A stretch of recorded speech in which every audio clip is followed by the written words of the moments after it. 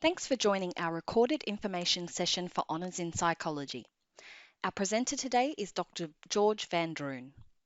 Today we'll cover the Bachelor of Psychological Science Honours program. In 2020, we're not going to offer the Graduate Diploma of Psychology program. The short kind of explanation for that is that the government changed funding rules around programs, and the Graduate Diploma was considered a postgraduate program, although it is very, very similar to our honours program. So what we've actually done is lowered the entry requirements of our honours program and rolled all students into that. So anybody who was eligible for the Graduate Diploma program is now eligible for the honours program. So that covers that. So we'll look at what you study in fourth year, how you study, entry requirements and application. We'll talk about mid-year enrolments as well, because I've had a few questions around that recently. And what study might look like given COVID. And as has been said, we'll have time for questions as well. So we offer in 2022, we'll offer a Bachelor of Psychological Science Honours program. It's an APAC accredited pathway to postgraduate studies. Both the programs are, so the Graduate Diploma program was as well. You can take the honours program at any of our 3 Victorian campuses, so the Berwick campus in Melbourne, the Ballarat campus or the Mount Helen campus, and Churchill at Gippsland. We don't, so to kind of address an elephant in the room at the moment, we don't have accreditation to offer the program online. We're looking into that, but given COVID, kind of everything's online at the moment anyway, but technically they're face-to-face programs. We have accredited psychologists teaching into our programs, and that's a heavy emphasis for us, is on skill development in psychology, which can be applied obviously to the field of psychology. So if you want to go on and become a psychologist, that's a possibility, but it's skills development in a lot of areas that are relevant to psychology as well. So things like HR. We've had our fourth year students go on to be police officers, etc. So yeah, our programs are heavily focused on experiential learning, so learning by doing. So you will do, sorry, I'm getting some. You will do sort of counselling triads. So you might act as a counsellor, somebody else will act as the client, and you'll have an observer watching as well, and there's feedback from each person to each other person as well as the instructor to build those skills. So we focus on obviously counselling skills, ethics, testing and assessment, report writing skills, and that's not just your stock standard kind of laboratory report, but also case study reports around clients and that sort of stuff as well. So if you were a full-time student, the program will take you 1 year to complete. We also offer part-time, and we are pretty flexible in how we go about this. Usually part-time students complete the program over 2 years, but we have some students who have had life impact them and it's taking a little longer. So if that happens, we're happy to accommodate. So in terms of the entry requirements, you need to have completed a 3-year undergraduate APAC accredited degree in psychology. So if you've done at Monash, you can do a Bachelor of Arts or a Bachelor of Psychological Science. They are accredited programs. Our undergraduate program is an accredited program. You just have to have done an APAC accredited sequence in psychology. It used to be the case that the honours program had a distinction level, but as discussed, given changes to funding rules, we lowered that to a credit average, and that is across all second and third year APAC accredited psychology courses only. So if you've done interpretive dance, we don't consider that. It's just the psych courses that we're interested in, but that is all attempts at those psych courses. So if you haven't done particularly well in one attempt and you've done it again, so you failed the first time and you've done the course again or the unit again, we take both of those attempts into consideration. However, we don't take first year psychology courses into consideration because we kind of feel like they're a bit of a testing the waters, getting used to university study. So hopefully by second year, we've kind of figured it out and we're going full steam ahead. We have direct application, so you jump on our website, look for our fourth year programs and apply online. The first round of applications close November 15th, and we make offers after that date, usually mid-December-ish.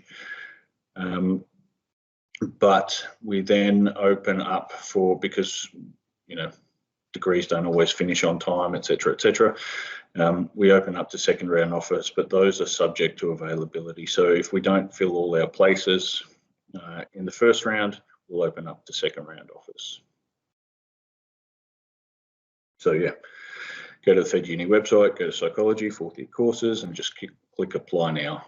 So when you are applying, you'll be asked to submit an academic transcript. Hopefully, if you've completed your degree, you can submit what's called an official academic transcript. It usually has words on it like confirmed or conferred. And basically that just tells me that it's an official academic transcript, that you finished your degree and that you've graduated basically. But if you don't have that yet, you can still apply, and you may be sort of finishing off the last semester of your study. You can still apply. I will make an offer based on the courses that you have completed up to that point, and you'll be offered a provisional place. But to get a final official place, I'll need the official academic transcript at some point, usually before the start of first semester. And if all this is information overload, cognitively taxing, feel free to contact me. Just look me up on the Fed Uni website. My email and phone number are there. So what you'll study, you'll do two major things. So one will be coursework and one will be thesis. So the coursework is around psych practice, which is counselling skills, professional practice and ethics. The next is testing and assessment, which is, as the name kind of gives it away, things like how to go about testing people for certain conditions, the tests that we used, like the whisk and the waste, but also applying that knowledge to case studies. Then there is integrating research and practice, which is a course around the different types of evidence-based practice that psychologists typically use, so cognitive behavioural therapy, schema therapy, etc. So you kind of get this flavour for different types of therapy. The last one is research methods. Lots of people aren't major fans of research methods and statistics. This course is about that, but it's also about how to become a good consumer of research, so you can take the evidence base from psychology, so the evidence around how CBT might be used with certain populations, and apply that in your practice. So it is about kind of, the rats and stats psych stuff, but it's also about making sure that you have a good foundation such that you can apply research or research findings in your practice. And that can be translated to a number of different fields as well. It doesn't just have to be in the clinical setting. And the last part is a thesis which goes across the entire year, where you are paired with a supervisor and will collaborate with them to develop a project. Typically, when you come to orientation day, I'll say, go away and look at the list of potential supervisors, and you'll see that they have topics that they're interested in. So you'll look through those and think, right, George is kind of interested in masculinity or emerging adults or something like that. I'm interested in that, so I'll go and talk to him. Now, you're then paired with a supervisor and develop a project or negotiate a project with them, and you'll do everything around that project. So you'll review the literature, apply for ethics, think of the variables, think about the questionnaires that you'll use, collect data, analyse data, and write it all up. Under supervision, it sounds big, but it's completely manageable. That's what your supervisors are there for. So our structure looks like this. So semester 1 covers the research project 1, and in that course you'll do a what we call a data report and analysis plan. So it's kind of just outlining the foundation of your research project. You'll apply for ethics, you'll write a literature review. So that's step 1, kind of getting the project together.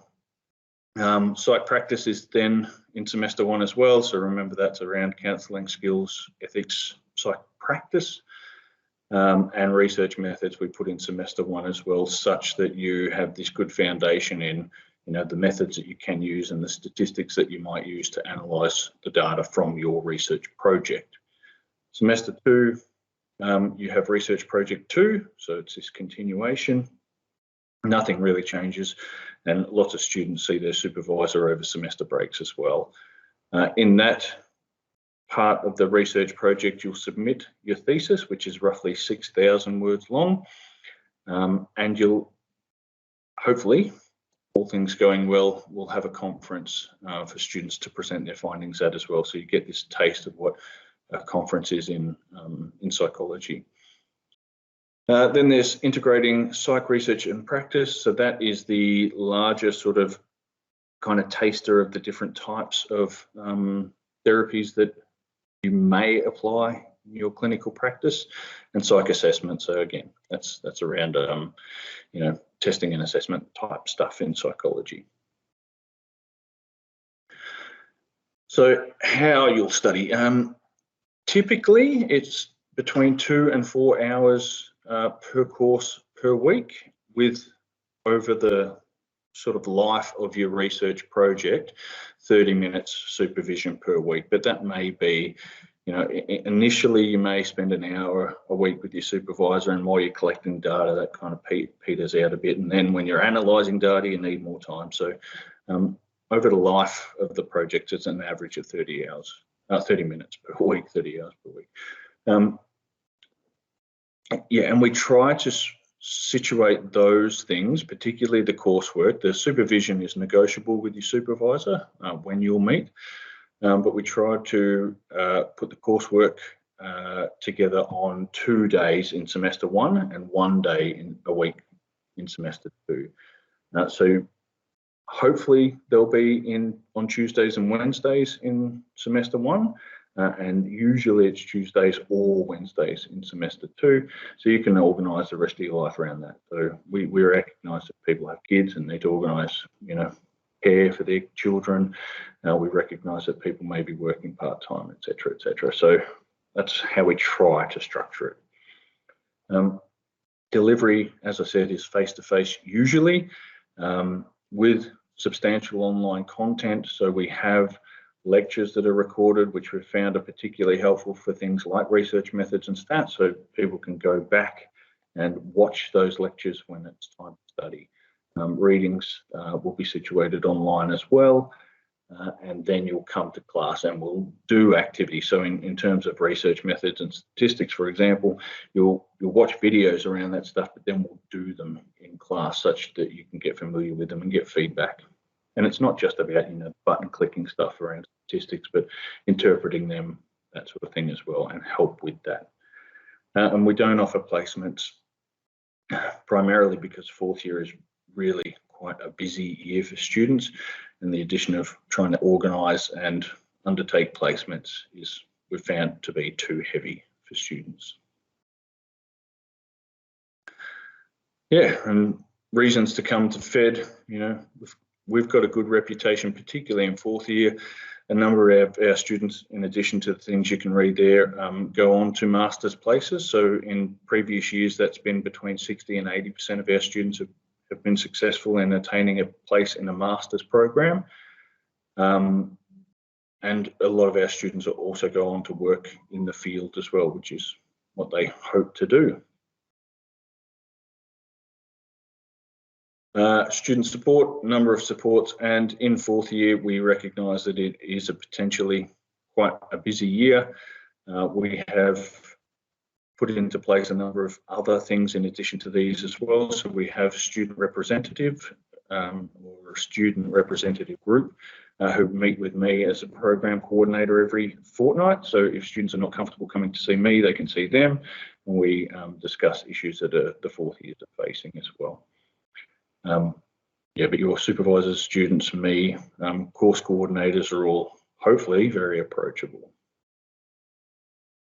And we have a number of, at Fed Uni, a number of scholarships and bursaries and grants as well, but there are some that are specifically targeted to fourth year students as well. So I would encourage you to visit the website and look for those.